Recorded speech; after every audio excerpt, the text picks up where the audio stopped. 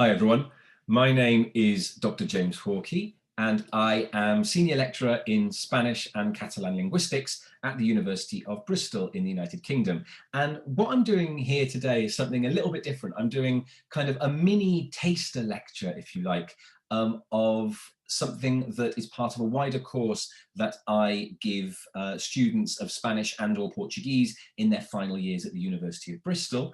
And this course is called Hispanic Sociolinguistics. And in this course, we look at the way that language intersects with society and all the different societies where Spanish, Portuguese, and Catalan are spoken throughout the world. It's a big, broad course, and this is just one little part of it. But the lecture that I'm going to kind of do a very short, like condensed version of today is about code switching. Now, code switching is the kind of mixture and use of multiple languages by bilingual speakers. And in this case, we're focusing on bilingual Spanish-English code switching. Now, I'm going to be honest, there's a lot of shit spoken about code switching. There's an awful lot of negativity out there about code switching because people often say, oh, people mixing languages, it's because they, don't know the one language or the other well enough. That's not the case at all. What we're going to be dealing with here and what we're going to be looking at is we're dealing with truly bilingual speakers and bilingual language competence that is very deliberate and very kind of, well, not even necessarily deliberate, but just very real, right? So what we're going to be looking at today is we're going to be looking at how bilingual speakers of Spanish and English kind of manipulate the languages that they possess and what kind of the effects are of this. Now, I should say, what we're going to be doing today is a little different to what I normally do in my classes. We're going to be analysing a YouTube sketch by Jenny Lorenzo, and we're going to be looking at this sketch that uses this code switching, this mixing of languages really heavily. And we're going to be kind of using our knowledge of code switching to kind of understand what's going on, maybe using different tools, right? And I reached out to Jenny Lorenzo on Twitter and she thought this was a really interesting idea. So I thought I'd do a little kind of short, like taster video for those of you that might not know about sociolinguistics, that might never have thought about sociolinguistics, using this example just to kind of, yeah, maybe you can view what's going on a little bit differently. Maybe it's something slightly interesting. You don't need to know anything before starting this. This is just kind of a short little teaser, if you like, of the kind of things that we look at in sociolinguistics. And hopefully it will make you kind of look at things a little bit differently, who knows? So I'm going to share my screen and we're going to start with a little lecture. So yeah, like I said, this is part of a wider course called Hispanic Sociolinguistics for my students at the University of Bristol. And what we're going to be looking at today is we're going to be looking at code switching, like I said. So I'll tell you what code switching is. Then we will be analysing the sketch Laritza Survives a Cuban Thanksgiving, which uses extensive Spanish-English code switching. And we'll be looking, going after that, we'll be looking at what that code switching looks like. So what we would say the structural aspects of code switching, like what those switches look like, and then what those switches achieve. So how they contribute to meaning, so that's their pragmatic function, and how they contribute to kind of social meaning, so that's their social function. Now, of course, I'm going through this this lecture almost forgetting that we're dealing with a scripted comedy, right? We're dealing with a scripted comedy put together by creative minds and put together by, a team of people. But that makes this even more fascinating because this comedy, this sketch is a very accurate representation of the way that people mix languages, right? And this script has been put together with, a very successful comedic effect. So what's happening? I want us to look into what's happening a bit more. And like I say, hopefully this will make us think, in a new, interesting way about what it means to mix languages, what it means to be a bilingual speaker, what it means to have this competence in Spanish and English. And hopefully, if you go away from this thinking that code switching is really cool, then, maybe I've achieved something interesting, who knows? So let's have a look. So what is code switching? Code switching is the use of material from two or more languages by a single speaker in the same conversation. This is Thomason's definition from 2001.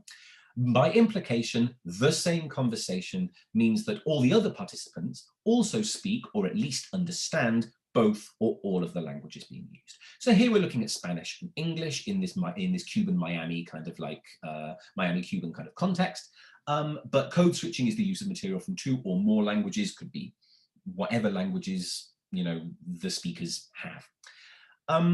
Many scholars differentiate between code switching, which is between sentences, and code mixing within a sentence. I'm not going to be doing that here because it's kind of the same idea and kind of the same processes that govern it, at least for the purposes of what we're talking about today. So just something to think about. We have this notion of the matrix language and the embedded language. Now, the matrix language is the kind of dominant language of a sentence or a discourse. So the language that like the sentence is in, basically. And then the embedded language is like kind of the element of the other language that is put in it, right? So take Oye, ese outfit. All of the examples are taken from the Laritza Survives a Cuban Thanksgiving sketch. So Oye, ese outfit. We've got a Spanish sentence, right? Oye, ese, like it's a Spanish grammatical structure. But we've got this English word outfit kind of put in there, if you like. So that's our embedded language. And then the other way around, right? Bueno, you're so dressed up. Even though this sentence begins with a Spanish interjection, we can see that you're so dressed up. This is an English grammatical sentence. We've just got the interjection bueno kind of put in there, what we call a discourse marker, like it's just put in there as the one Spanish element there. So we've got the matrix language as English and the embedded language as Spanish. And we also, one thing to kind of bear in mind that I'll mention maybe a couple of times through this is the notion of borrowing. And that's to say, sometimes we're dealing with switches that just happen on the fly, that the person might do it once, but then might never make that switch again, right? Or might use this word once and every so often, but not consistently. Borrowing is when we have a word from another language that consistently comes into the language, that comes into the other language, if you like. We've got like a transfer from one language to another. And we'll have some examples of borrowing later. And I will discuss this with relevance to things like pumpkin pie and various stuff like that. Okay, so I then get my students to watch Laritza Survives a Cuban Thanksgiving, and I get them to put the closed caption subtitles on as well, because there is code switching within those. So not the auto-generated ones, the real ones that Jenny Lorenzo and her creative team have kind of put together. There's switching in there, and we take some examples from there as well. So at this point, I get my students to watch the video and look at the subtitles, and then we come back in afterwards. So you can do the same there. Find Laritza Survives a Cuban Thanksgiving, and then we'll come back in afterwards. Okay, I'm presuming you paused me, and we're now going to kind of have a look at some examples from the sketch, right? And just how they work and what they mean. So, oh, there we go. Right. So before we start, I want to talk about the varieties, the language varieties that are in contact in that video, because this is all about what we call language contact, where we have two languages coming together in a particular social situation. And here we have Cuban Spanish and Miami English coming together. Now, I will be talking going forward about the phonology of a particular, we'll talk about phonology generally. Phonology means the sound system. So you could basically conceptualize it as the accent, okay? And with Cuban Spanish, we have the native phonology or the native accent across different generations. This is an example where we have three different generations. We have Abuela, which is what I'm going to call generation 1. Then we have the middle generation of Marucci and Flor and Gloria, which is the generation 2, and then we have the younger generation of Jahleni and Laritza and Michi, which is our kind of generation 3. And we can see that we've got Cuban Spanish native phonology kind of circulating all the way through. Abuela has native Cuban Spanish, a native Cuban Spanish accent. Marucci does, Flor does, we hear it in Laritza, like we hear it kind of, you know, to greater and lesser extents, but we hear it throughout. Miami English, we have very different accents, of course, very deliberately created. So in generation 1, we have kind of the non-native Miami English accent of Abuela. In generation 2, we have a mixture. We have the kind of largely non-native accents of Marucci and Flor, but with a more native accent from Tia Gloria. And then we have the native English, Miami English accents from all of the children in generation 3. So those are the different varieties that are in this video. We've got Cuban Spanish, we've got Miami English. And you can see evidence of the Cubanness of the Cuban Spanish in the phonology, so the accent and the way the words are put together, and in the words. I do this for my students because my students, as students of Spanish and Portuguese that have lived abroad but are based in the UK, may not be familiar with Cuban varieties of Spanish quite so much. So we have the Cuban Spanish accent things, for example, aquí se come puenco, with that puenco for puerco. Ahí con los huequitos en los pantalones, so we have los huequitos, los pantalones, we have the reduction of s, so rather than los huequitos and los pantalones, we have los huequitos en los pantalones. Ponte algo nice, please. Algo with that kind of long g sound. Other varieties like algo with a l sound. So ponte algo nice, please. Ahí con un huequito en los pantalones. Aquí se come cuenco. All of these things are evidence of Cuban Spanish phonology. That's not to say that other parts of the Spanish-speaking world don't pronounce those things that way, but it is pronounced that way in a lot of Cuban varieties. And then we've got words that are, if not exclusively Cuban, take us there, right? So come lata, for example, que pena with the meaning of how embarrassing. For me, as a Peninsular Spanish speaker, as a Spain Spanish speaker, for me, I use que pena with the sense of what a pity. But que pena meaning how embarrassing is obviously, this takes us to that kind of Cuban place, if you like. So, right, so those are the varieties that we've got in the video. Let's have a look. So what does this switching actually look like? So we have different types of switching here. We've got what we call intrasentential switching, so within a sentence, and intersentential switching, so between kind of sentences or between clauses, if you like, between chunks. So let's look at within a chunk. So ponte algo nice, right? Ponte algo nice is, we've got this switch into English for nice. Nice is interesting because we see it in a lot of Latin American varieties as well. We have que nice, and we have that in lots of different Latin American varieties as well. But ponte algo nice, rather than, I don't know, ponte algo bonito or whatever, like we have this kind of switch into English there, which is a word that, of course, has equivalents in Spanish. It's not, as I said at the beginning, it's not about people not knowing the other word or not remembering the other word. This mixture happens, there are reasons underlying it, right? It's always, I always say that kind of the whole is greater than the sum of its parts, right? And, as a bilingual Spanish-English speaker, if you are a bilingual Spanish-English speaker to whatever degree watching this, it's not just that you speak Spanish and you speak English, but you're more than that. You kind of have this ability to move between them and to play with language that is kind of your gift as a native bilingual speaker, if you like. So it's far from kind of showing any problems with language. It actually reveals kind of a richness, this kind of code switching. Anyway, we'll keep coming back to that. This is why you don't have a novio. Obviously, novio, all the participants, if these were, real human beings that were not fictional characters, we know that the word boyfriend exists in English. The word boyfriend is used repeatedly throughout the sketch, right? Flor says boyfriend, and other people say boyfriend, but, so obviously the word boyfriend is available here, but novio is used as kind of a one-word switch, right? So that happens. So that is a word like novio with an equivalent. But let's take, and with the only come mierdas eating super late. Like come mierda as well is a specific term, right? That those of you that are bilingual know it's quite difficult to translate insults and translate, translate swear words and various things. Come mierda. We're the only, I can't remember what the closed caption said. Was it, jackasses or idiots or whatever? And of course, I'm British, and just hearing me say jackass sounds stupid, right? Because these things are different internationally, not just between different varieties of Spanish, but between different varieties of English, right? I'd probably say dickheads, you know what I mean? Something like that, because that's my variety of English. But sometimes people will use switches to get across this specific meaning that is only captured in come mierda. Another one, which is a wonderful word, which I use often, is pesado and pesada, which doesn't really have a great equivalent in English, right? In British English, I might say, oh, your hard work or whatever, but it's not quite there, right? So in the subtitles, when we have makes pesada frying egg sound, it's that, right? Like these are switches that, so sometimes we can have a switch like nice and novio, where there is a clear alternative in the other language. But sometimes we can have a switch like come mierda and pesada, where there isn't a clear switch, where come mierda and pesada or pesado captures something that the English equivalent wouldn't capture.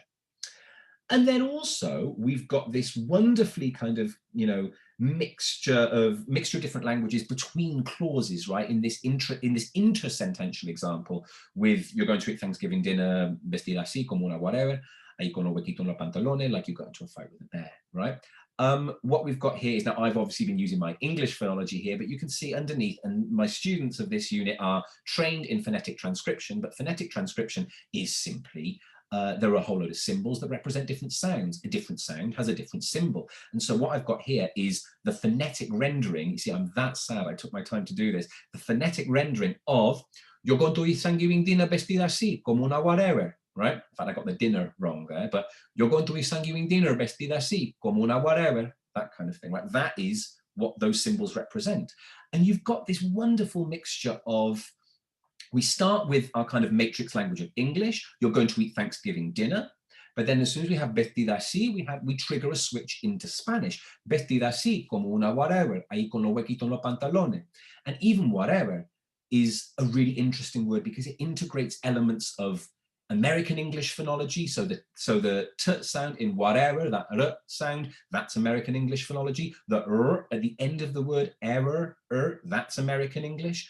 But then you've got the vowels aren't American English. Whatever, they're not American English vowels. So in the word whatever, you've got kind of Cuban vowels and kind of Miami consonants. This is super cool, the way that people can kind of mix these stuff and move them together, and where we get the whole that is much greater than the sum of its parts. This is just to give you an example of the switches could be within a sentence, they could be between groups of words. There's lots of different types of switching that are out there. Another thing that's really interesting theoretically is what we call the equivalence constraint. The equivalence constraint is something that was put forward in the 1980s by Shana Poplack, she did a very kind of key study on New York Puerto Rican Spanish, which was called Sometimes I Start a Sentence in English y termino en español.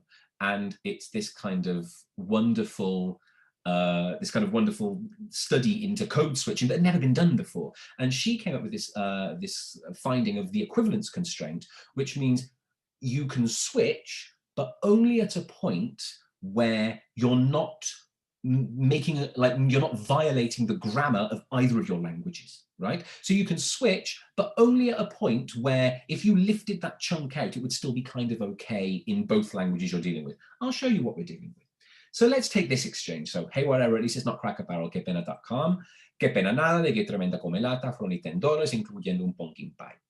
Now, with my kind of weird mixture there of British English in there as well. But anywho, so in that first bit, hey, whatever, at least it's not Cracker Barrel, que pena.com, we've got que pena.com with this kind of, that's Lorenzo speaking, with largely Miami English phonology.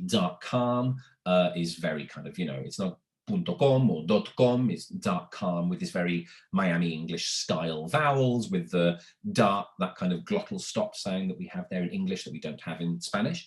So there really what we've got is we've got a kind of English sentence with a phrase that is kind of maybe somehow borrowed into the English of Laritza, because there with quepena.com, she's using her English accent, she's using her English phonology. So you could argue that for her, quepena.com is like just a word that she's borrowed from Spanish into her English and now forms part of Laritza's English, right? Whether it comes from Spanish or not doesn't really matter. It forms part of her English.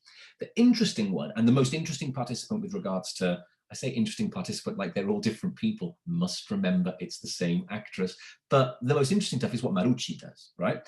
And we've got que pena nada, they give tremenda comelata for only $10, incluyendo un pumpkin pie. This is a perfect example of equivalence, because everywhere she switches, you could replace those by Spanish, so, dan for they give, or por solo $10 or whatever, you could have you could switch those out completely and it wouldn't really affect the order of the sentence, right? So take something like, in Spanish, we know that we have the noun first, usually, not always, and then the adjective, whereas in English, it's the other way around. Well, what she's done here, for example, is tremenda comelata, that's something that you could just take out and put back. You could, put amazing feast or, fantastic food or whatever, you could take that out and put that in. She's not, the grammars of each language are kind of intact, which is really interesting. And another thing to draw your attention to is this idea of borrowing again. Just as we said that quepena.com is a borrowing into the English of Laritza, well, similarly, pumpkin pie is arguably a borrowing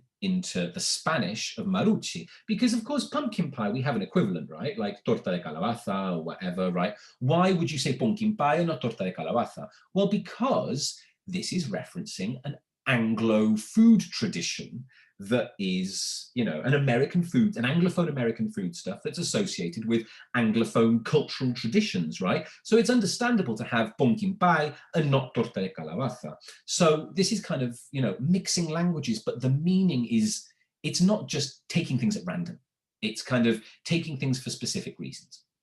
So linking on to that is we've looked at what the switches might look like, but what about what they might achieve, what the functions of these switches are? And this is what we call pragmatics. Pragmatics is about meaning, right? Pragmatics is about how we create meaning from, from the way we speak, right? How we create meaning from the way we speak, but also the kind of our intentions that go beyond what we speak, right? And so we have this perfect example here of where the switch itself is part of the humor. It's not just switching for switching's sake, it contributes something extra to the meaning, right? So for example, did I prick my finger on the spindle of a spinning wheel, fall into a deep sleep and wake up on Nochebuena because I don't see any stuffing? Pero sin novio, ¿cómo te va a despertar, Sleeping Beauty, right? So let's take Nochebuena first. Why Nochebuena and not Christmas Eve? Well, because the whole point of this is that we're dealing with, Laritza is kind of complaining about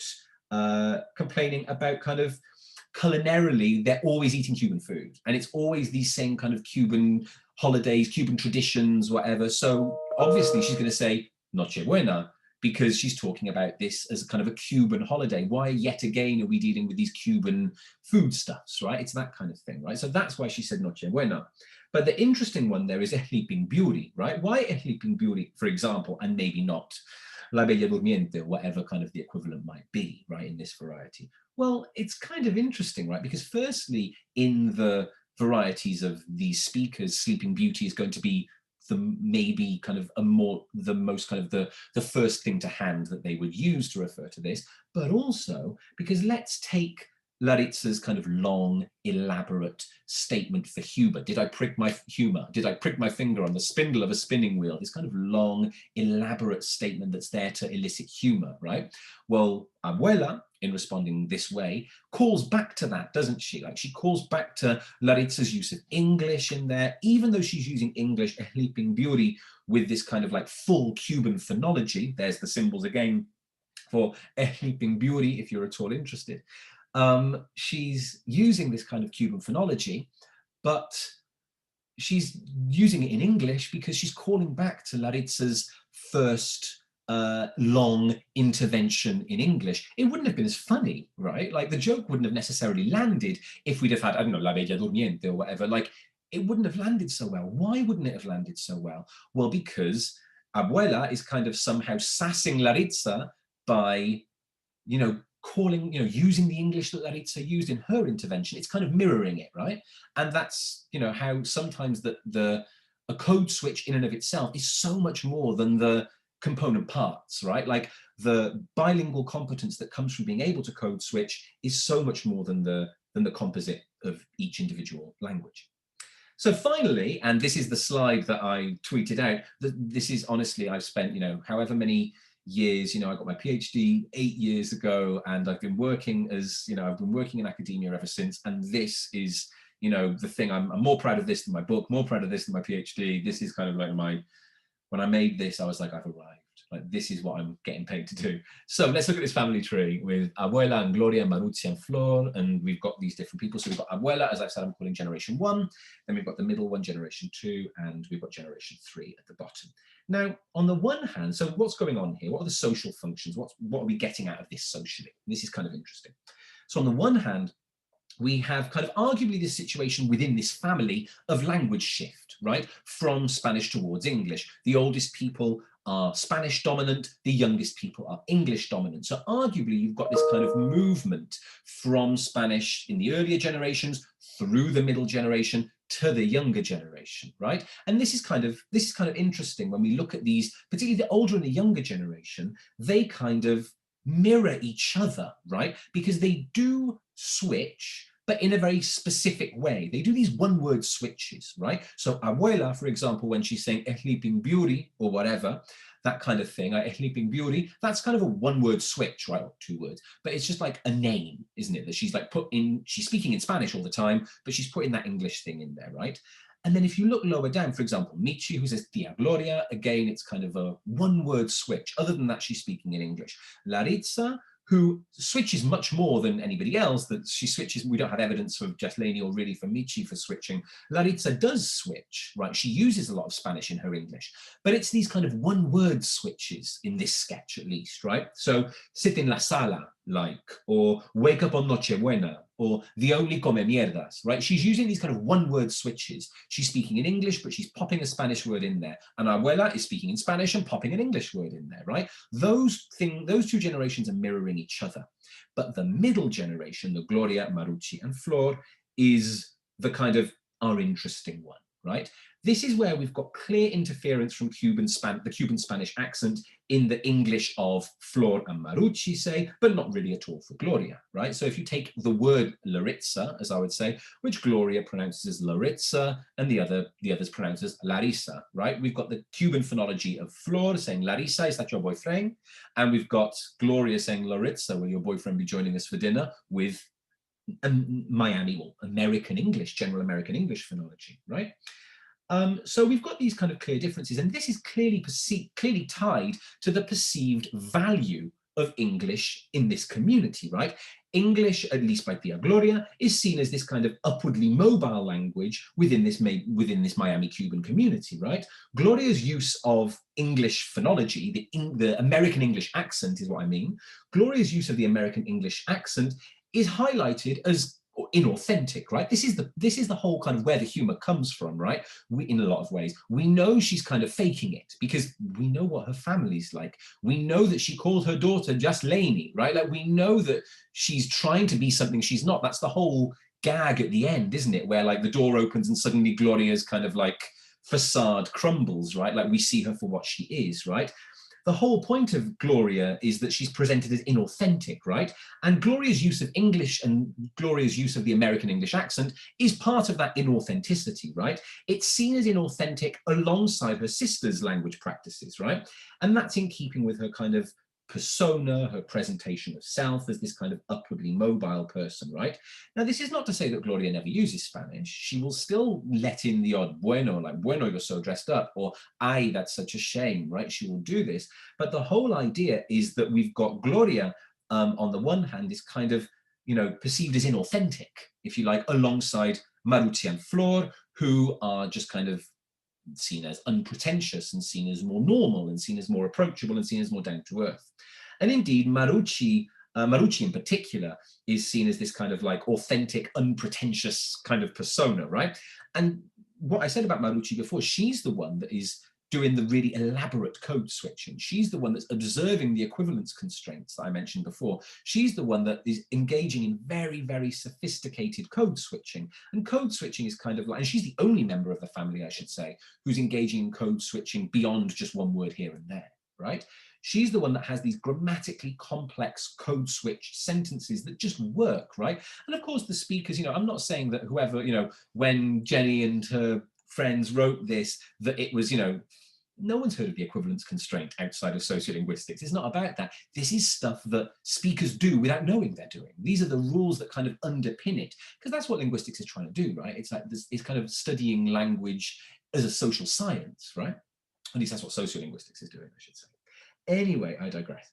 So what I'm saying is all of these choices, Gloria's inauthenticity, and also even going back to Gloria's choice of Jaslani as a name, Gloria uses the American English Jaslani pronunciation, whereas you hear other family members say things like Yahlani and this kind of more authentic Cuban pronunciation, as opposed to the inauthentic Gloria pronunciation. So the use of language in that kind of middle generation is super deliberate, right? Because it's part of the joke. It's part of the why we see Gloria as a fake, right? It's kind of how this all comes out. Now, all of these choices are kind of there to elicit humor. And these jokes would only land if there was kind of some perceived degree of truth in it, right? So we have a range of language practices and a range of degrees and types of code switching. And these all tie into kind of wider things about what we believe about English, what English is like as a language, what Spanish is like as a language, what English means socially, what Spanish means socially. And it, you know, it ties in even more with like the way that different speakers present themselves. I'm gonna stop that there. So what I've just tried to do here, I never imagined I'd be doing this, FYI. I tweeted out to Jenny Lorenzo, maybe at most hoping for kind of like a like. This has completely blown my mind that I'm even saying this, that the person who wrote this might hear it, like absolutely crazy. And, you know, I'm like I said, a senior lecturer in linguistics at a university in the UK, and the biggest Jenny Lorenzo stan out there. Like, I really think that the work is fantastic, and all my students are onto it now. So I'm doing something here that I never thought I would do. And I'm speaking to an audience that I wouldn't normally speak to. And of course, I'm speaking to an audience that I don't know who you are. You might be nobody. Nobody might watch this. But what I do want to say is this idea of code switching as something that is, or even as this idea of multilingualism as something that is strange or something that is kind of discriminated against.